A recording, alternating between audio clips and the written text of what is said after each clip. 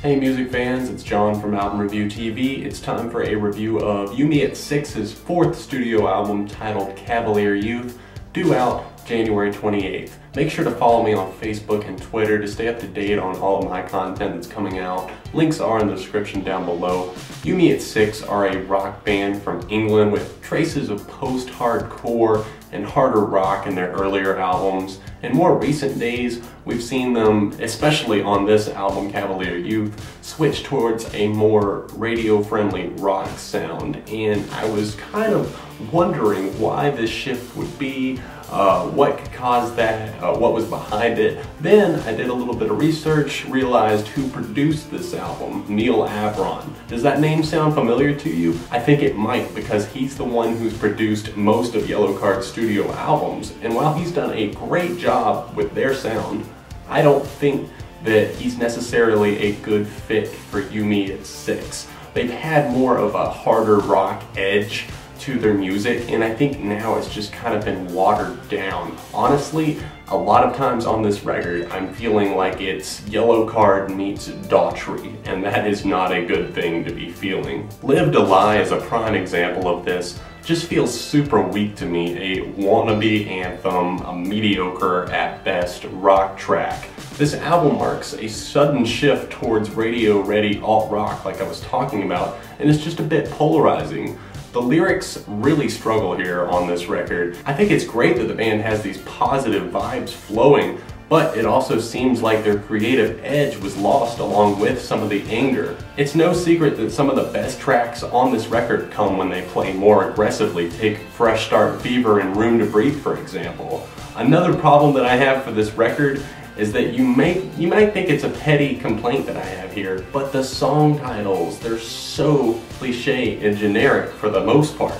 Forgive and Forget, Win Some, Lose Some, Wild Ones, Carpe Diem. Are you serious? I'm not saying that the titles of the song necessarily define what's in them, but it just so happens that on this record, Cavalier Youth, we have a bunch of cliched titles and a bunch of bland songs. Now that I've gotten my main criticisms out of the way, I wanted to throw some praise towards the best track on this LP called Room to Breathe.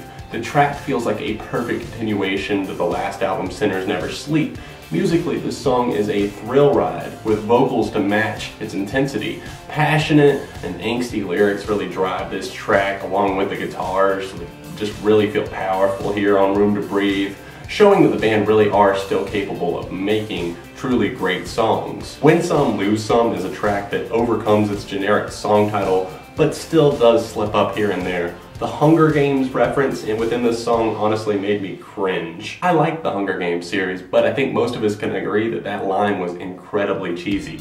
That being said, I do think that this is a pretty solid guitar-driven track that strikes a good balance between anger and melody all in one song. Cold Night and Too Young to Feel This Old kind of feel like songs that Ryan Key of Yellowcard might have written and then thrown in the trash, and then it was dug out by producer Neil Avron, going from the Yellowcard session over to the Yumi at Six session. It's just that neither of those tracks or a lot of this record really feel like them. Hope for the Best is one that's slowly growing on me. I'm not saying it's going to turn into a favorite, but it's one that I enjoy a little bit more. It's got this fun and summer-styled vibe to it, along with the track Love Me Like You Used To, another one that's really growing on me. Especially this one has turned into one of my favorites. The drumming and the guitars particularly stand out to me on this track Love Me Like You Used To. They're energetic and inventive, unlike a lot of the tracks on Cavalier Youth. I don't necessarily think that it's a bad thing that they're showing their softer alternative and just more radio-friendly rock style. Is just how they're going about it. I don't think it's done right or creatively as a whole. For an album supposedly built around the theme of youth and being fun and wild and reckless, the album is surprisingly dead. A very disappointing 2 out of 5 for me for Cavalier Youth. Keep in mind that this is just my opinion. Let me know yours in the comments section down below, tastefully and respectfully, and we'll get a discussion going down there. Check out the video description to see my favorite tracks from the record, my least favorites, the album specs, and of course all the links to my social media and other channels down there. Make sure you check those out as well. Let me know anything you'd like to see me review in the near future, and don't forget to hit the like button and subscribe to the channel. Thank you guys so much for watching Album Review TV Beyond the Reviews.